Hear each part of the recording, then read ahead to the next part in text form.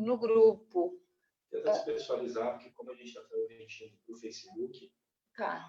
não precisa dizer que é ela ou que é a B. Ellen, quando tu for falar agora, não precisa dizer que é B, só tu narra um caso, tá? Pode abrir o microfone, Ellen. Ellen, eu? Não, foi você, Ellen, que perguntou? Foi. Tem duas Ellen? Tem duas. Quem inicialmente perguntou não foi eu, mas eu prossegui por causa da minha família. Tá, então vamos entrar, já que tu abriu o microfone, vamos falar do teu caso. Bom, na minha família, minha bisavó teve um caso de tumor no intestino. Ano passado, em janeiro do ano passado, minha avó apresentou o mesmo tumor, que teve que retirar. E quase que exatamente um ano depois, minha mãe também manifestou o mesmo tumor no mesmo lugar. A primeira foi a bisavó. Primeiro foi a bisa, que a gente tem conhecimento, né? Mas antigamente a gente não sabe se realmente aconteceu ou não, mas que a gente sabe que foi no intestino foram essas 3 gerações. Ok. Tá. E tu comentou ali que tu tem receio de ter a mesma doença, né? Sim. Tá. Então vamos lá para algumas questões. Talvez muito antes da tua bisavó exista no sistema familiar uma exclusão ou uma dor muito grande, uma mágoa muito grande, tá? E quando a gente fala de olhar sistêmico para as doenças, a gente precisa falar de medicina germânica. Vocês conhecem medicina germânica? Vocês já leram alguma coisa sobre o Dr. Hammer? Sim. Tá. Então, toda vez que a gente empregar um olhar sistêmico, a gente vai... Tanto Bert Hellinger e Hammer vão andar lado a lado. Tá? E nesse aspecto, se tu for lá para a medicina germânica, a gente vai ver que câncer de intestino, estômago, nessa região abdominal, são acúmulos de raiva, mágoa, muita dor. Eu arriscaria dizer, já que isso está nas mulheres da família, que isso advém de abusos sofridos pelo masculino.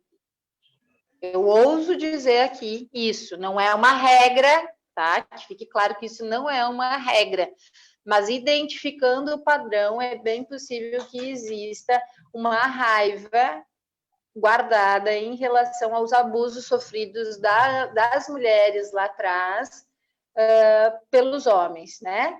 Que os homens fizeram essas mulheres sofrer. E aí essa mágoa, essa raiva guardada, ela vai passando de geração para geração e a doença vai se manifestando. O medo não é o teu melhor aliado, Ellen. Porque quando você sintoniza no medo de repetir o destino destas mulheres, você pode se conectar com muito mais força nele.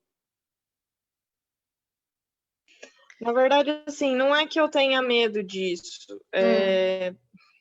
Como é que eu vou dizer? Minha mãe e minha avó têm um estilo de vida bem diferente do meu. Elas realmente são pessoas que têm, vamos dizer, até carregam um pouco dessa raiva no comportamento diário, sabe?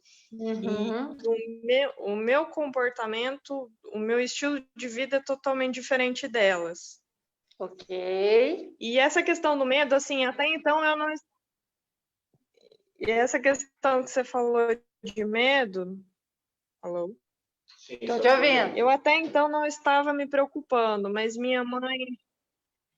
Eu até então não estava me preocupando, mas minha mãe, ela anda em médico e anda acompanhando esse tumor que ela teve. Ela falou, a médica falou que você tem que fazer colonoscopia todo ano, porque para você ter isso, a chance é mais rápida que a minha.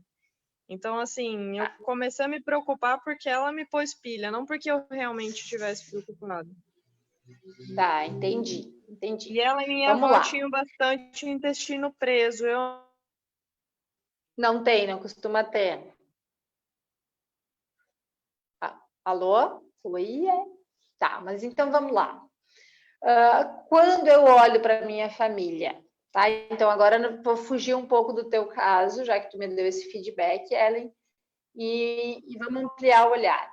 Quando eu tenho medo de repetir um destino da minha família na doença, a chance dele persistir em mim e nos meus descendentes é muito maior do que quando eu simplesmente aceito, certo? Porque tudo aquilo que eu excluo da minha vida persiste com mais força.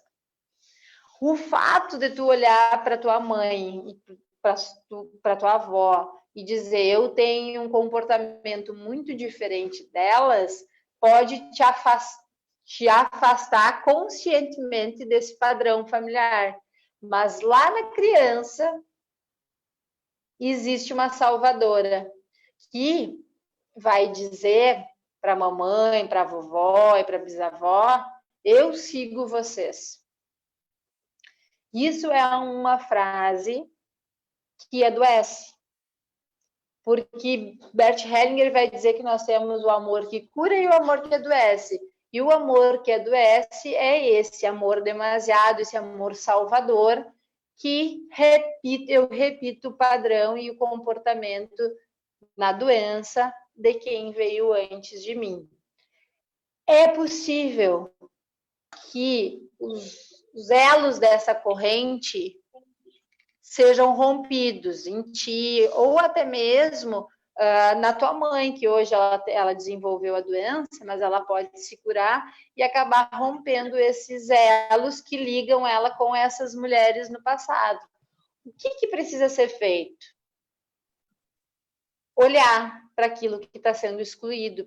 Pode ser os homens, pode ser alguma outra mulher que foi excluída porque ela teve um filho fora do casamento, antes de casar, ela se envolveu com um homem casado, enfim, são infinitas possibilidades que fazem com que a gente se emaranhe sistemicamente numa dor familiar que vai se transformar em uma doença física material.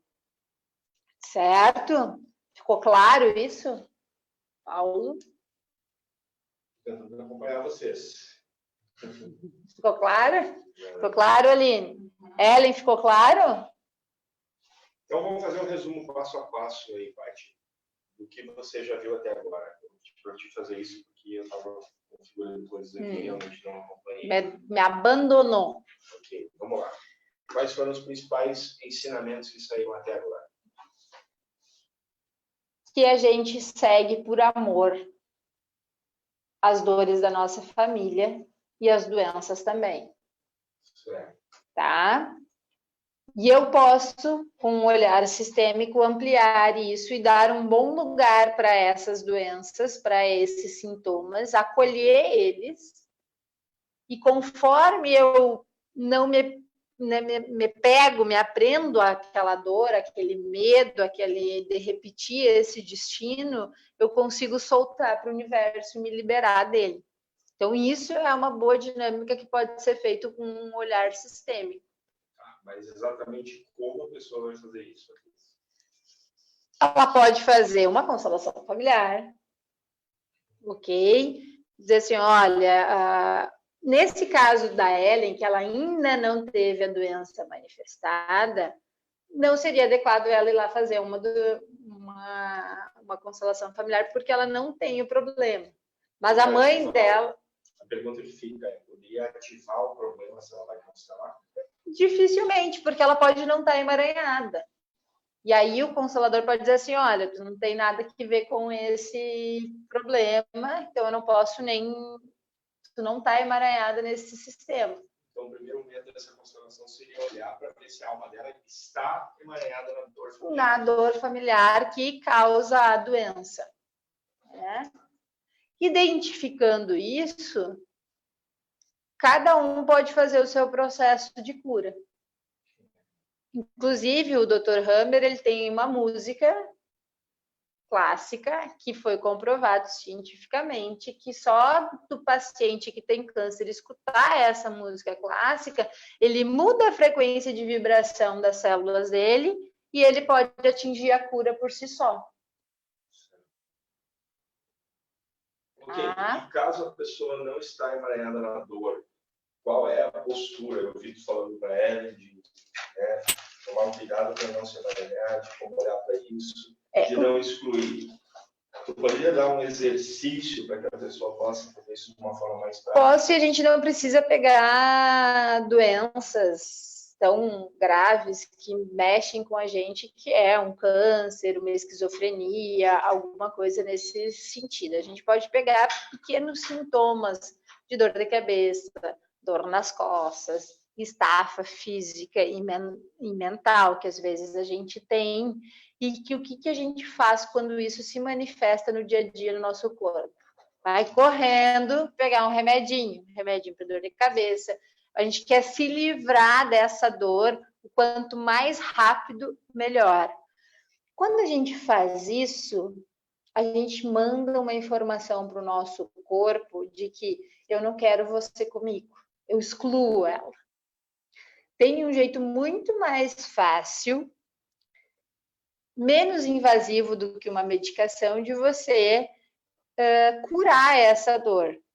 Então, se você tem uma dor crônica como enxaqueca e começar, ao invés de tomar remédio, passar dormindo, reclamando, por que essa enxaqueca está aqui me perturbando, me tirando dos meus afazeres, é olhar para ela e dizer: muito obrigada. Você me faz olhar para algo que eu não sei o que é. Você me chama a atenção para algo e eu acolho você. E eu fico com você o tempo que for necessário para eu aprender com você. Quando eu vou fazendo a inclusão daquele sintoma ou mesmo daquela doença, eu vou incluindo tudo que vem com ela, todas as dores que vêm com ela, todos os excluídos que vêm com ela, todas as situações que ela se originou. Ficou claro, Paulo? Então, isso é uma boa dinâmica para você que tem dor nas costas, dor no ombro, dor na nuca, enfim, seja qual a dor que perturbe, te tire do teu centro, se você fizer o movimento de incluir ela ao invés de afastar, você não vai chegar um momento que você não vai mais precisar do remédio. Porque a doença está a seu serviço, ela está ali para te mostrar que algo você está negligenciando no seu dia a dia ou no seu sistema familiar. E antes eu falei que as doenças sistêmicas, elas são em torno de 90% das que nós temos, certo? Por exemplo, em todos os casos que já foi visto em constelação familiar de esquizofrenia, Bert Hellinger diz que a esquizofrenia não existe. Ela é apenas uma conexão simultânea que o esquizofrênico faz com a vítima e com o agressor, quando ocorreu um assassinato na família. No momento que ocorre a reconciliação da vítima e do agressor, a pessoa que tem esquizofrenia, ela se solta. Se essa esquizofrenia ela for identificada muito cedo e for observado e curado, reconciliado a vítima e o agressor muito cedo, é possível que ele se cure totalmente, nunca precise utilizar remédio. Quando a gente tem casos de esquizofrênicos que já passaram por 10, 12 anos de tratamento com medicação, como a medicação ela interrompe algumas sinapses nervosas, dificilmente essa pessoa vai se curar. O que eu já vi provas de pessoas que constelaram por um bom tempo a esquizofrenia, que elas começaram a viver mais em paz, sem oscilar na vítima e no agressor, na raiva e na perseguição. Elas conseguiram sair disso, inclusive ter contato com o mundo externo, se relacionar com uma outra pessoa, trabalhar, fazer os seus desenvolvimentos pessoais. Isso é um olhar sistêmico para a esquizofrenia, né? Também falando de exemplos de doenças, que eu acho que fica mais fácil para as pessoas observarem, se identificou no olhar sistêmico que esclerose múltipla, Parkinson, todas as doenças autoimunes, quando elas são olhadas pela ótica sistêmica, a gente observa que existe um conflito familiar. A família da mãe, ou a família da mãe, não aceita a família do pai ou o pai. Ou ao contrário, o pai não aceita a mãe e a família da mãe como ela é. Entendeu? O que acontece com aquela pessoa, com aquela criança ou com aquele adulto quando existe essa rixa familiar de não aceitação do pai do seu filho ou da mãe do seu filho, da sua filha? Internamente, a gente já falou isso aqui, corre nessas minhas veias aqui 50% do meu pai e 50% da minha mãe. Quando meu pai nega a minha mãe em qualquer aspecto, as células que eu tenho dele começam a entrar em conflito com as células que eu herdei da minha mãe. E aí o corpo começa a se autodestruir. Porque uma célula não reconhece a outra célula. E aí o corpo entra em choque e surgem as doenças autoimunes, que são esclerose, Parkinson e algumas outras que a gente tem e que dificilmente tem cura pela medicina tradicional, mas pela visão sistêmica é possível a cura, sim, quando o filho não fica mais em conflito. Eu tenho que escolher a mamãe ou eu tenho que escolher o papai. Eu tenho que ser igual à família da mamãe ou eu tenho que ser igual à família do papai. Muito bom. Enquanto tu falava, eu lembrei de uma situação. Não sei se vocês estão me ouvindo, vou abrir o microfone aqui. Não tá. Oi. Semana passada, no meio dos atendimentos, em meio aos atendimentos, uma pessoa surgiu para mim cuja mãe passou por esquizofrenia e que tinha vindo até nós com uma queixa de depressão. Tá dando eco. O microfone da parte teria que desligar para mim poder falar. Já desativei aqui, vocês me ouvem perfeitamente agora, tá? Então, vou repetir. Essa pessoa chega para uma avaliação com uma queixa de depressão, uma depressão muito profunda. Quando ela chega, ela começa a me relatar aquelas velhas questões que eu faço a respeito do sistema dela, e eu identifico que havia uma exclusão muito profunda da mãe, e a mãe sofria de esquizofrenia, entre outras questões. Esquizofrenia, como a Patrícia acabou de explicar, é sistêmico. Tá? E enquanto não for olhado e não for curado, vai persistir na família. Correto, Patrícia? Tá. Vocês não estão vendo ela, mas ela está fazendo joinha para mim. É isso aí. O que acontece? Eu tive uma suspeita se realmente essa pessoa que estava na minha frente era depressiva ou se ela era esquizofrênica como a mãe e ainda não havia chegado num estágio de diagnóstico. Então, o que eu fiz? A Patrícia estava lá, eu pedi para a Patrícia vir, e a Patrícia fez uma avaliação. Tu poderia explicar para eles como é que tu procedeu, porque foi um método muito simples, e eu creio que eles poderiam fazer algo muito próximo disso, no dia que eles tiverem simplesmente uma dúvida sobre uma questão. Pode ser, Patrícia? Então, eu vou abrir o microfone da Paty aqui, pessoal, e a Patrícia fala com vocês agora, eu fecho o meu microfone. Então, a gente falou até agora que o corpo, ele mostra o que realmente está acontecendo. Então, esse sintoma, essa doença, nada mais é do que a materialização de algo emocional. É possível, ao invés de a gente fazer uma constelação familiar, é possível que se faça diagnóstico. E esse diagnóstico eu posso fazer no meu consultório. Só cuidado, assim, transmitido na internet. diagnóstico, a palavra, tomar cuidado. Isso, não é um diagnóstico médico. O que é um diagnóstico? É identificar, tá? Tu vai no mecânico, o mecânico faz o diagnóstico do teu carro. Onde é que está o problema? Um cliente chega para mim no escritório, como advogada, eu faço o diagnóstico de onde eu preciso, onde é que eu vou precisar levar o processo. Então, não dá para se arrogar também tudo e levar para a medicina, porque a palavra diagnóstico no dicionário ela é muito mais ampla do que a restrição da medicina. Então, isso. Tá?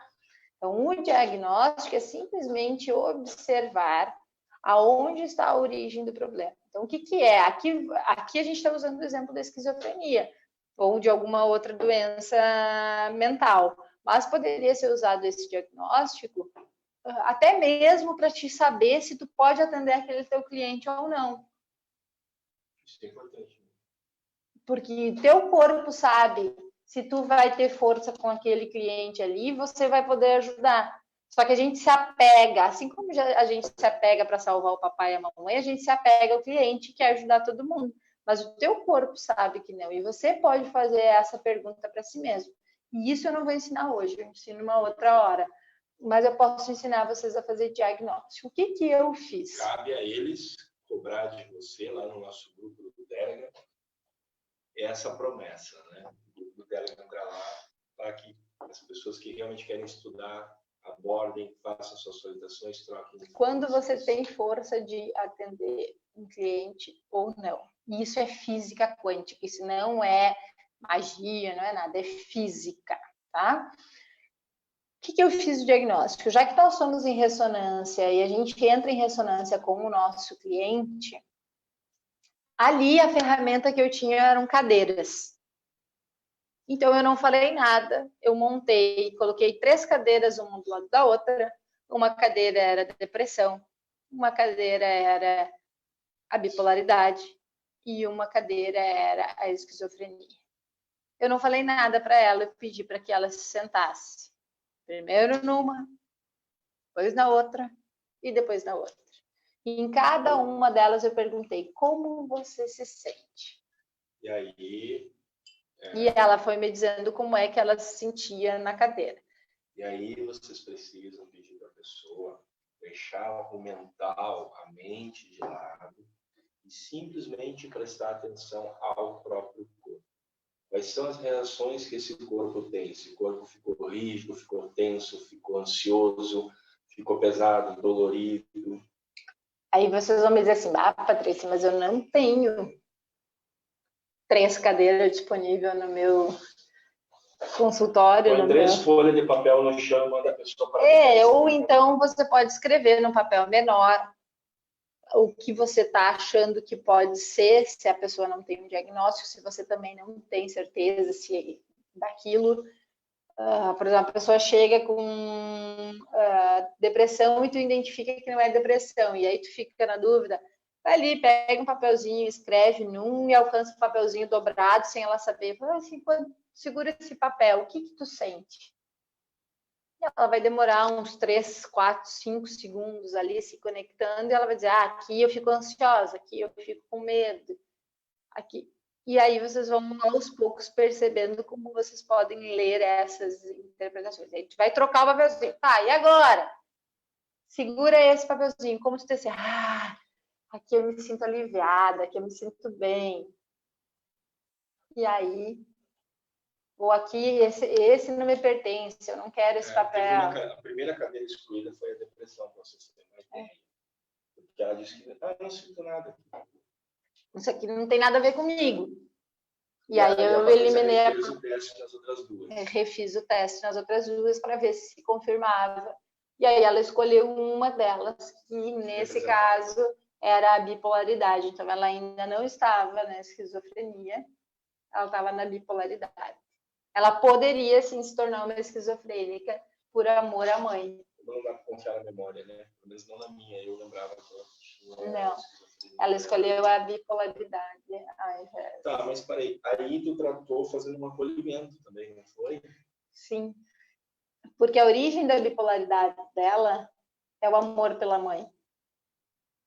E aí foi feita a reconciliação da vítima e do algoz. Partes aqui, para que as pessoas possam aprender. Como que identificou que a origem estava na mãe? Porque antes desse atendimento, ela falava muito na mãe dela. E ela não aceitava a doença da mãe dela. Que ela não recebeu amor, que ela não recebeu. E ela não aceitava. Está no microfone só, se a gente falar junto. Tá. Que a mãe era alguém distante, que por causa da doença, ela não teve uma mãe cuidadora, que protegia, que a mãe morreu muito cedo e que muito antes de morrer ela já não tinha a presença da mãe. Ou seja, ela foi dando a descrição de toda a dificuldade que a alma dela tinha em relação a essa mãe. Então, sim, nós já sabíamos que sistemicamente havia uma dificuldade gigante daquela criança que nós tratamos de até 7 anos com sua mãe. Ali precisava uma cura, né, Paty? Exatamente. E aí, qual era a frase dessa mulher? Eu sigo você, querida mamãe. Isso é poderoso, né, Patrícia? Eu sigo você.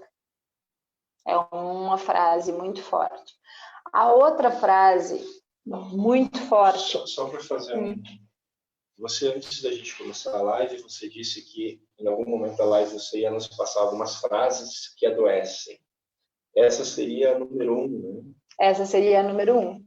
Frases que adoecem, tá, pessoal? Eu sigo você. A outra frase que adoece é eu por você. O que significa eu por você? Eu assumo o seu destino por você. Eu assumo. Isso a gente vê com mais frequência em casais que passam muito tempo juntos. Não é que não existam entre filhos e pais, mas a gente consegue identificar. E aqui eu preciso materializar as situações. Quem aqui conhece, já viu histórias do vizinho contar, dizer assim, sabe a fulana morreu, mas como? Quem estava doente era o marido. E ela cuidava muito dele. Nessas frases eu por você. Eu assumo o seu destino para você permanecer vivo. Eu morro por você. E isso às vezes acontece com filhos. E nós temos um caso aqui de um bebê, que ele não chegou para nós como um bebê, mas de um bebê de 1 mês de idade que adoeceu para salvar o avô. O avô já estava muito doente e quando ele nasceu, ele adoeceu sem explicação nenhuma. E essa doença dele aqui no trabalho que eu e o Paulo fizemos, se revelou que ele estava querendo salvar o vovô. Né? Então, as doenças sistêmicas, elas podem ser, todas elas acabam sendo sistêmicas por uma forma ou outra. Aí nós temos as doenças que a gente adquire no trabalho, no ambiente de trabalho, né? Que aí eu acho que isso é um assunto para um outro dia, porque é bastante coisa também, vários diagnósticos, desde a Delera, como é que é? Burnout. Como é que é? Burnout. E outras que têm a ver com o seu lugar no mundo. E aí a gente faz uma live só disso, tá? Sobre a questão sistêmica ainda da doença, nós falamos de esquizofrenia, nós falamos de doenças autoimunes.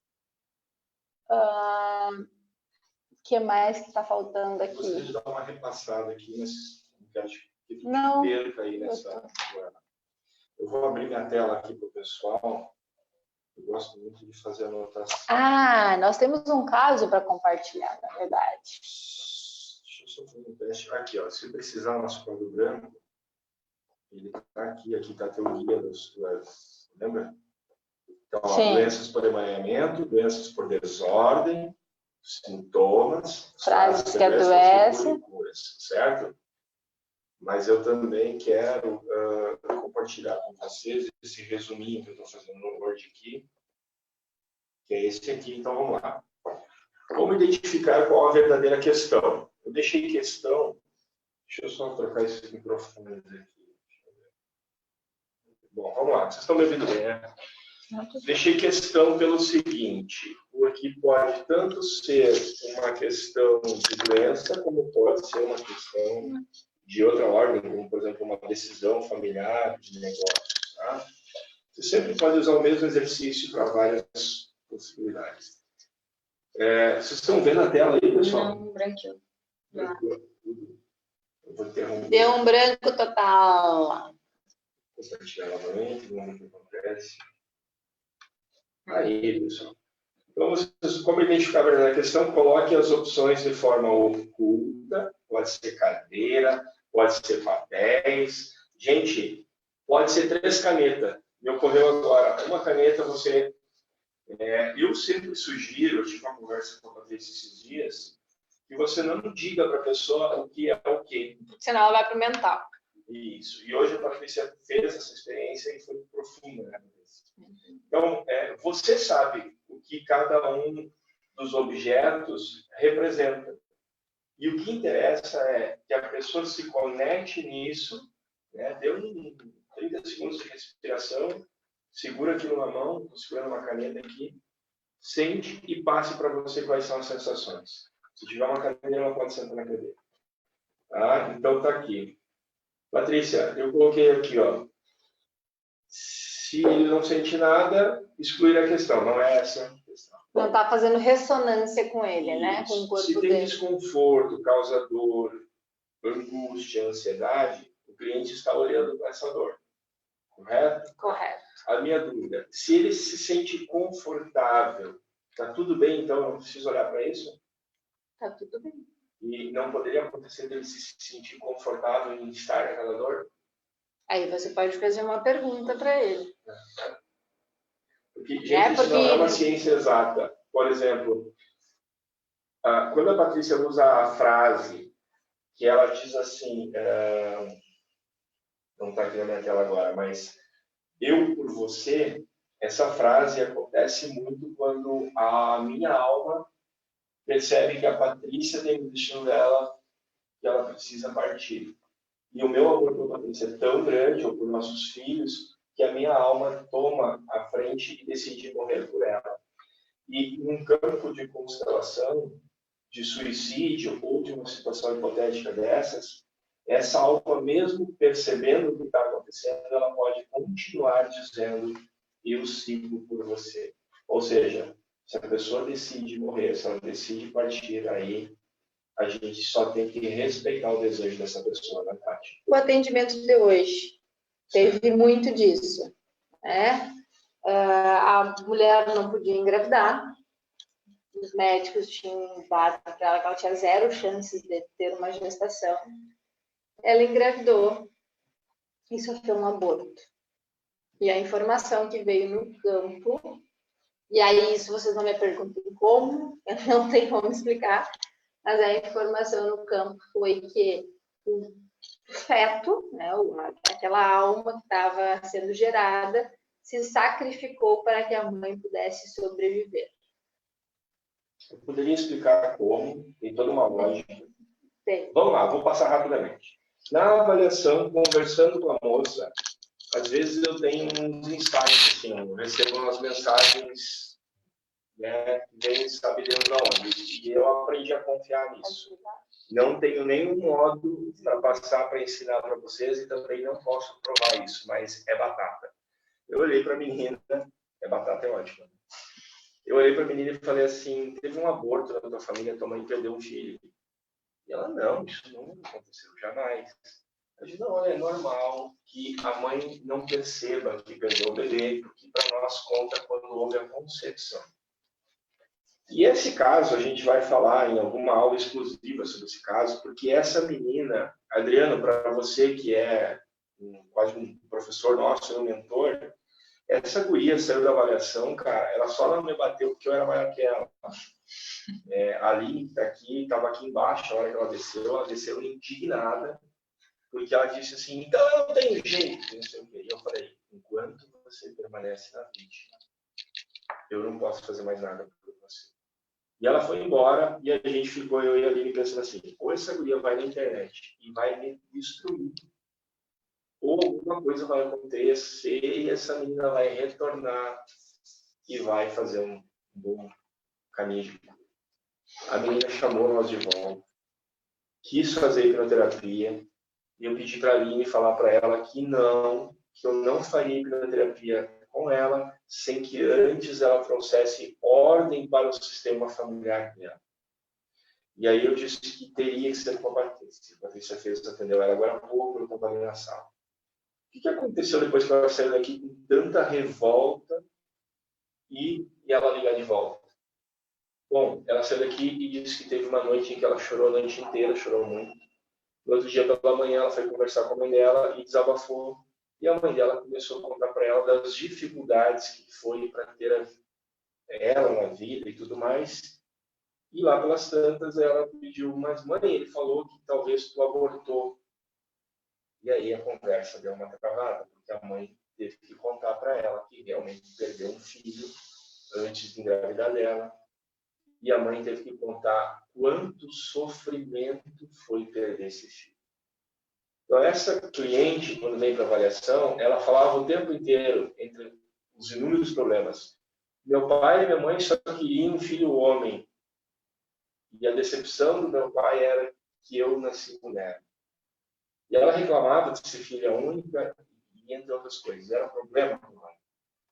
Imaginem vocês quando ela ouve que houve um filho homem antes.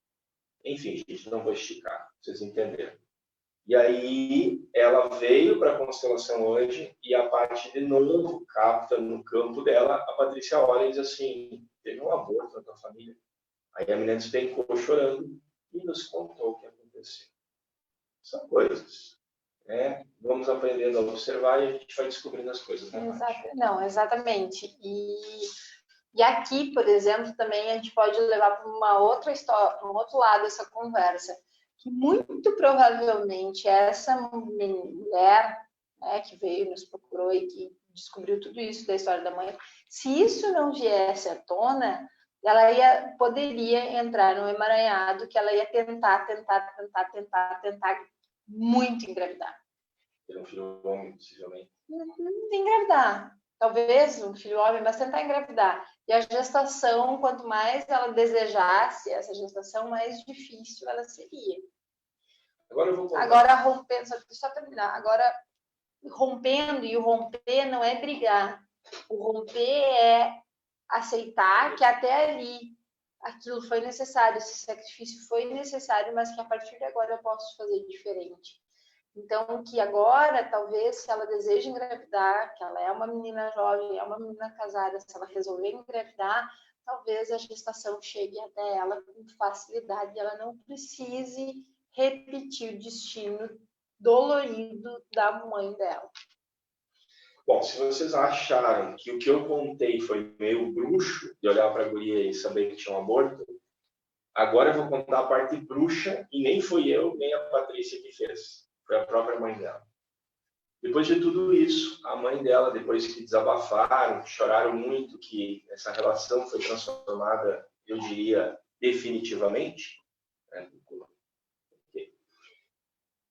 a mãe dela contou o seguinte, que na noite que ela passou muito, muito mal, que ela entende que foi a noite que ela perdeu esse filho, ela teve um sonho onde um homem estava parado do lado dela, e esse homem estava muito doente. E ela começa a perguntar para o homem, por que você está doente, o que você tem? E aí ela percebe que ela também, no sonho, a mãe dela percebe que também está doente.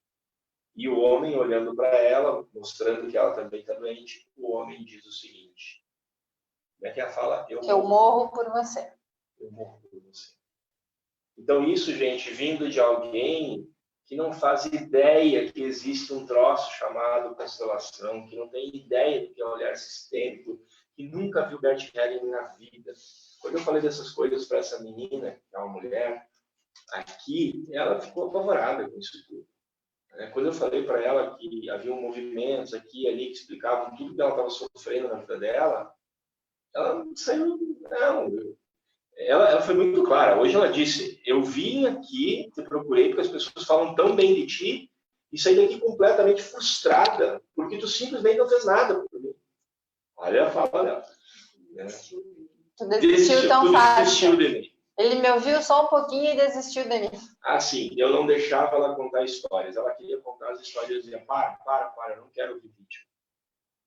Então foi isso, gente. Mas na hora foi duro o remédio, muito duro. Não foi fácil para mim, acreditem. Foi numa sexta-feira à noite, eu saí daqui. Foi difícil. A Paty estava em São Paulo aquela noite. Sim, verdade. Agora, voltando, que agora me veio um caso e eu acredito que eu preciso muito compartilhar ele. Então vamos lá.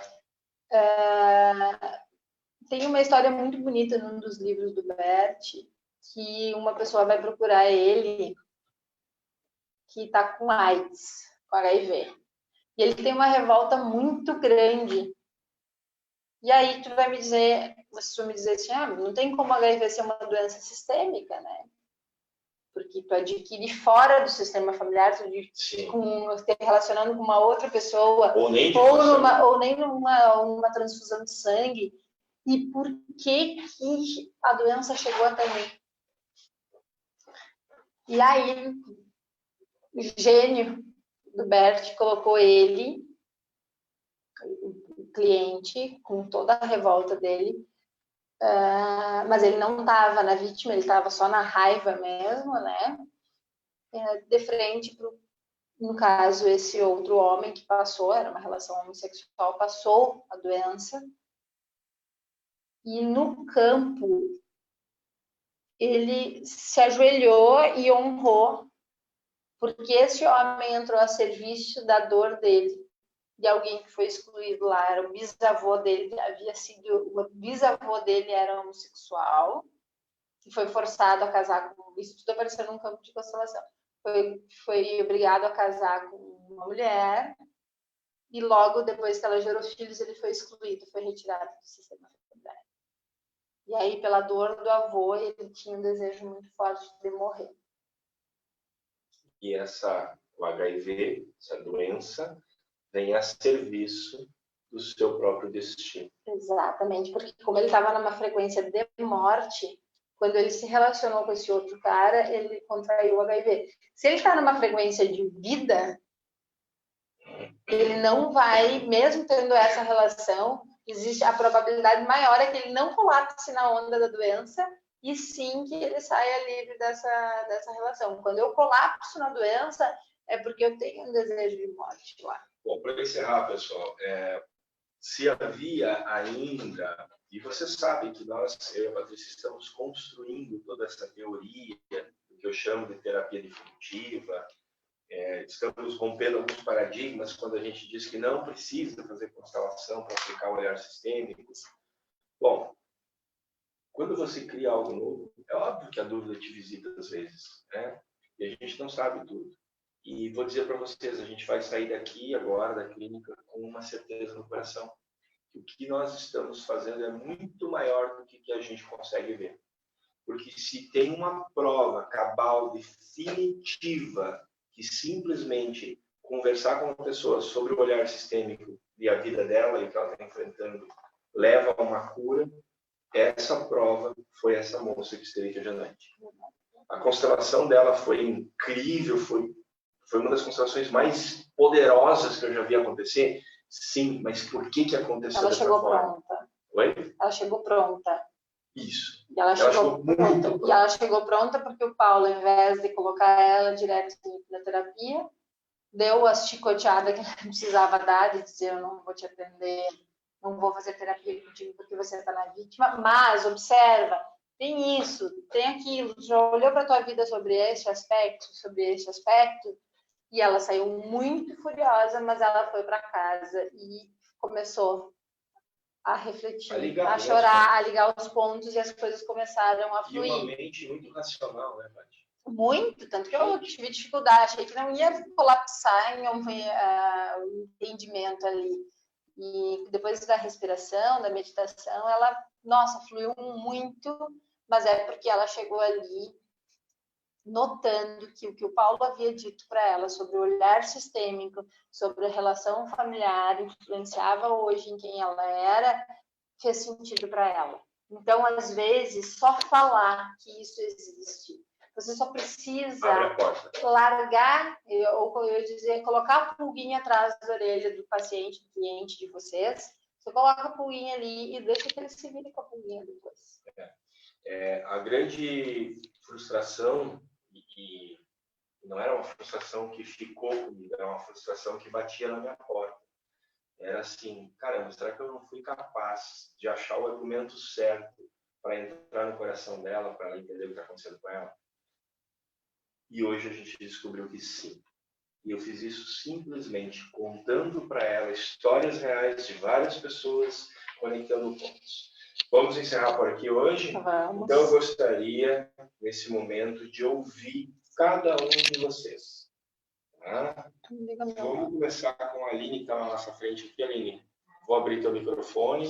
Eu abro aqui o microfone, pessoal. Ativando o ar. Qual foi a tua percepção? Na verdade, assim, querendo ou não, estou vivendo muito disso com vocês e a partir disso tenho aprendido muito e entendido cada vez mais sobre tudo isso. O que eu sinto é gratidão, na verdade, por conta de tomar conta de que essa questão da racional dela foi muito minha também. Então, isso me faz ter um entendimento muito maior, tanto do que ela sentiu quanto do que vocês estão passando aqui, porque eu vi isso acontecer tanto com ela, quanto comigo, quanto com várias outras pessoas.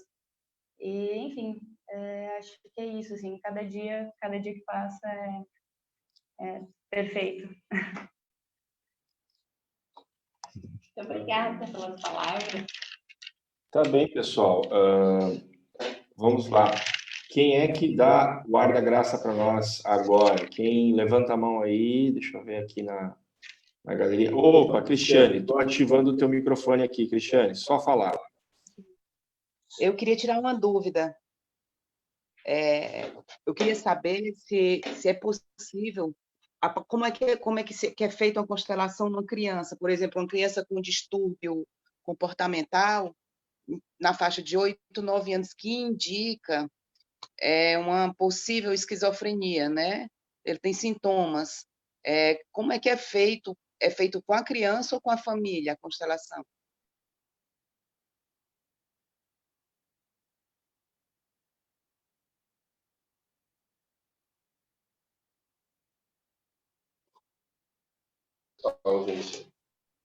Alô? Tá, então vamos lá. Eu já vi levar em criança na constelação, até porque a criança entra muito fácil no campo, certo?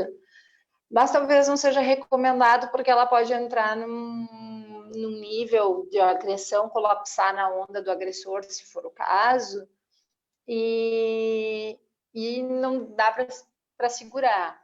Então, o mais recomendado é que a mãe e o pai dessa criança procure um constelador, um médico que trabalhe dentro da abordagem sistêmica, né?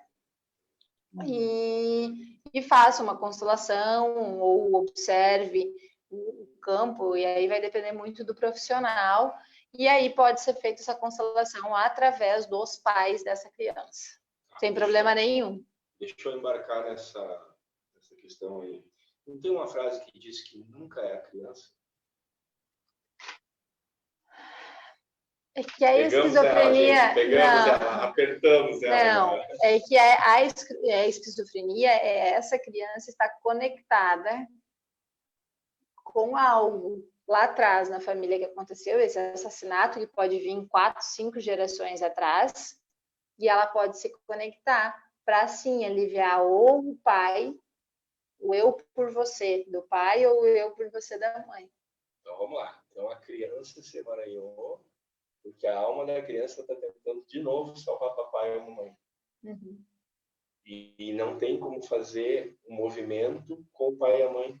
Tem que ser com a criança. Não, o pai e a mãe vão ter que olhar a criança, porque daqui a um pouco a doença não se manifestou no pai e na mãe, mas não significa que eles não estejam conectados com essa dor, entende?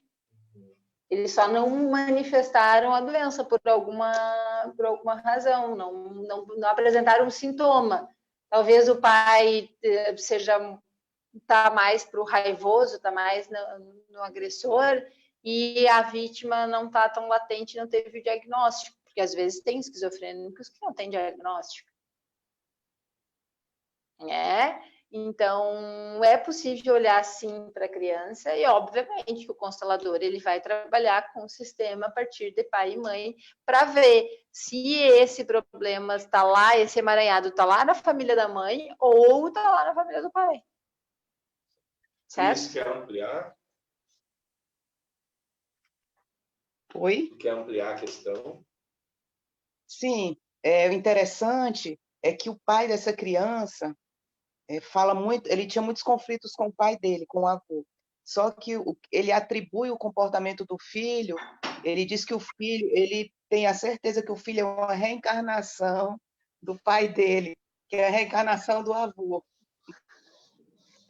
Porque ele diz que o menino apresenta o mesmo comportamento. Não, talvez aí eu poderia te dizer que o filho está apresentando esse comportamento para fazer o pai lembrar do pai. Não tem nada a ver com reencarnação, é só a frequência energética. O filho se conecta com o avô, né? O neto se conecta com o avô para dizer: você excluiu o seu pai, agora você vai ter que, né? Você não vai poder me excluir. Eu diria que essa questão é muito mais simples do que essa questão é muito mais simples do que parece. Um movimento de ampliar o olhar do filho em relação ao pai, fazer com que esse filho tenha um entendimento de que o pai não tinha condições de ser diferente, pode aliviar todo o sofrimento do filho dele. Nesse aspecto em especial, a questão está no pai. Ou seja, tudo está no pai do menino, em relação ao pai dele. Eu fiz um trabalho no sábado sobre isso, muito, muito forte, gente. Mas não vamos alongar agora. Quero agradecer a vocês, tá? Mais uma vez. E cada vez que a gente assiste uma aula de vocês, pelo menos eu, me desperta mais a curiosidade e a paixão pela esse olhar sistêmico. Que bom, Cris, que bom. Beleza. Cris, obrigado. Quem fala agora? Adriano, Ellen, quem mais está aí? Adriano. Posso abrir teu microfone? Adriano? Já abriu. Mete bala. E aí, galera, tudo bem? Estão ouvindo bem? Sim. Essa foi a primeira live, gente. Eu estava realmente aprendendo muita coisa. Parte de frequência. A gente sabe que você falou de física quântica. Coisas que a gente já ouve, a gente lê por aí, mas eu nunca peguei a fundo para estudar. Medicina germânica também, vocês falaram do Dr. Hammer, é isso? Isso. Então, para estudar isso, para fazer junto com a parte sistêmica, teria algum livro, algum material para eu me aprofundar um pouco nisso? Eu não conheço nenhum livro do Hammer, né? Eu conheço a música dele e que é a que ele usa, né? Que ele estudou ela para curas de câncer por causa da frequência de vibração. E se eu não me engano, não é a única música que ajuda a curar doenças. É Hammer e a Nona Sinfonia de Beethoven também. A frequência em que a Nona Sinfonia de Beethoven foi feita, ela auxilia na cura de doenças, porque ela eleva a tua frequência para um nível de cura, de amor, nesse sentido. Livro, eu não sei te dizer. Tá? A Ellen já está dando a resposta para vocês aí nos comentários. Quem está nos comentários olha abertos, aí. Muito obrigado, Ellen. A Ellen está enviando aí. Constelar na enfermidade, Hedinger e Hammer. Eu ia falar, é um livro que não tem no Brasil, é um livro que não, no Brasil não tem nenhuma literatura a respeito disso. Cara, lê um livro em espanhol, para ele já sai falando espanhol. Mas, merda, tava demorando para isso acontecer. Mas é a Patrícia na intimidade. Mas notaram, assim, ela falou merda mesmo. Aqui no Brasil, o Bert Hellinger tem um livro chamado A Cura, onde ele trata basicamente dessas questões das doenças pelo olhar sistêmico. Beleza? Uma outra coisa rapidinho. Você que fez o Ultra Height, Ultra Healing, Paulo, na Omni, o que você tem a dizer para comparar em relação à frequência e olhar sistêmico? Tem alguma comparação? Cara, eu até hoje não entendo o que aconteceu naquele Ultra High. Tá? Eu pedi para o Michael me mandar as filmagens, a gente combinou dele mandar e eu nunca tive acesso. Eu realmente queria ver pelo lado de fora o que aconteceu. Eu e a Patrícia temos uma fala. A gente diz que se joga búzios, se põe carta, ou se você, sei lá, faz reiki, é tudo a mesma coisa.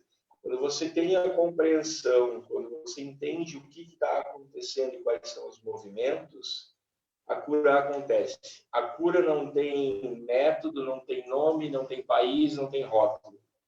Então, eu acho que sim, é parte. Acredito que é alguma coisa muito poderosa, porque eu apliquei aqui em Santa Maria, a Patrícia foi uma das beneficiadas. A Patrícia tem um problema sério de coluna, cara. E ela, naquele dia, ela estava numa crise muito feia, e ela participou e ela saiu de lá. Bom, para começar essa conversa, durante o processo, o corpo da Patrícia retorcia, que parecia que ela estava num mecanismo de tortura, que os braços estavam amarrados, torcendo para um lado, e as pernas amarradas, torcendo para o outro. E ela se torceu toda. Quando terminou, ela levantou-se de lá, até hoje não teve nenhuma crise. Mas, vamos deixar registrado, que eu acredito que não existe um único milagre. Eu já vinha num movimento de olhar a minha coluna pelo olhar sistêmico. Sim. E como nunca é uma coisa só, a gente tem os nossos tendões de Aquiles, que são os nossos pontos frágeis, que é onde determinados comportamentos vão apresentar sintomas. E o meu é a coluna.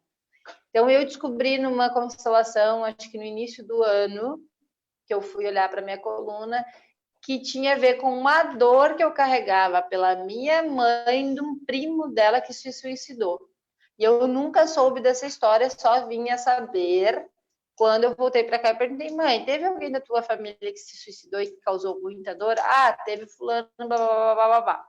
Eu estava conectada com essa dor. Eu já sabia que a minha dor na coluna tinha a ver com a minha mãe, porque há muito tempo atrás eu constelei a minha coluna e a minha mãe parecia, eu estava no chão de joelhos e a minha mãe com os dois joelhos dela no meu ombro forçando, então era pesos que eu carregava pela minha mãe, tentando salvar ela. Então, todo joelho, e aí vocês podem observar no corpo de vocês. Observem se quando vocês batem o dedo, se vocês machucam uma parte do corpo, é mais do lado direito ou é mais do lado esquerdo. E aí vocês vão poder observar se vocês têm mais dificuldade com a mãe ou mais dificuldade com o pai. O lado direito é pai, o lado esquerdo é mãe, tá?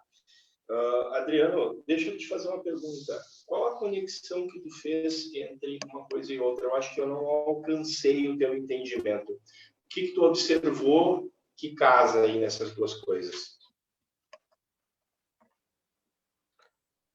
Primeiro que você fez uma análise em relação a uma cliente e você falou que teve uma pegada de intuição. Então, você cria uma hipótese, certo? Então, a partir da hipótese, você começa a trabalhar em cima disso e você, de acordo com a aula, você coloca de forma oculta 3 opções baseadas nas hipóteses que você colocou, certo? Tô indo pelo caminho, é isso? Ok.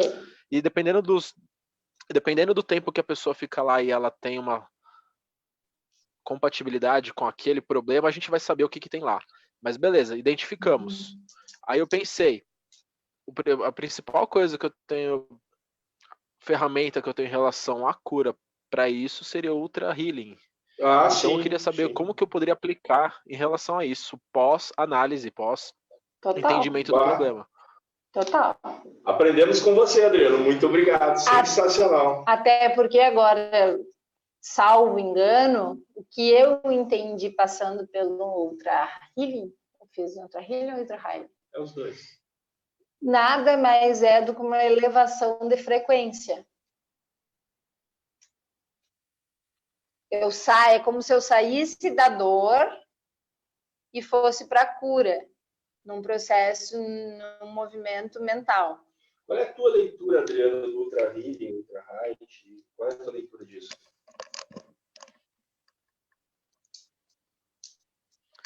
Como eu não tenho habilidade em relação à parte de frequência, eu não saberia dizer em relação a isso, mas como a gente pode ressignificar diversas coisas ao mesmo tempo em questão de meia hora,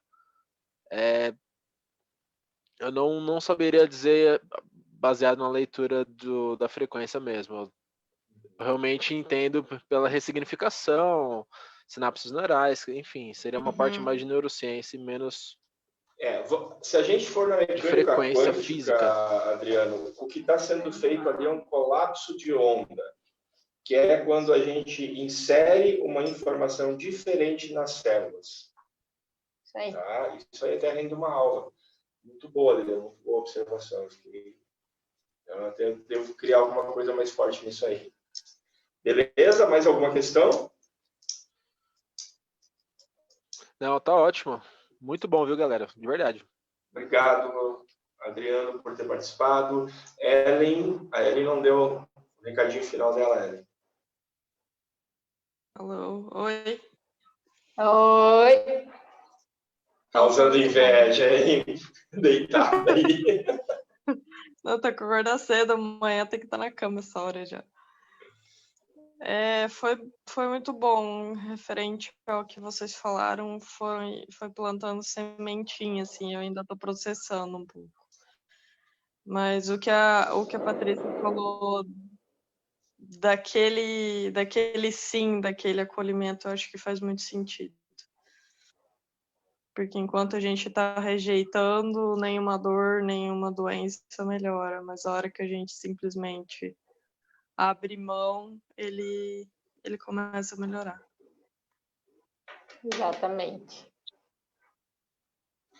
Muito bem, meus queridos. Muito obrigada. É isso?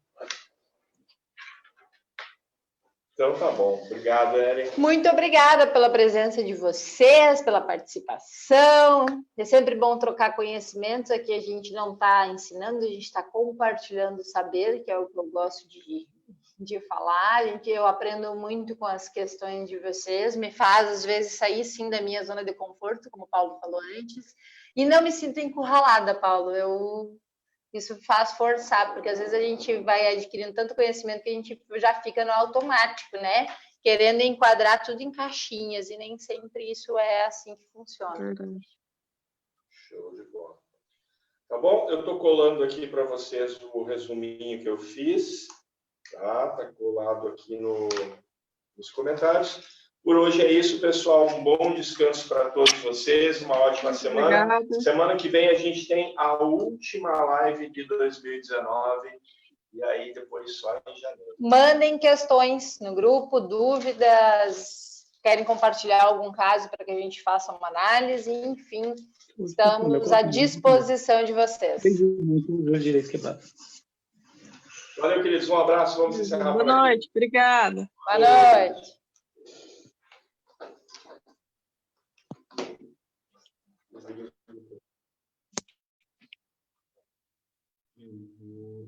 Vou colocar os seus aqui e vou encerrar agora.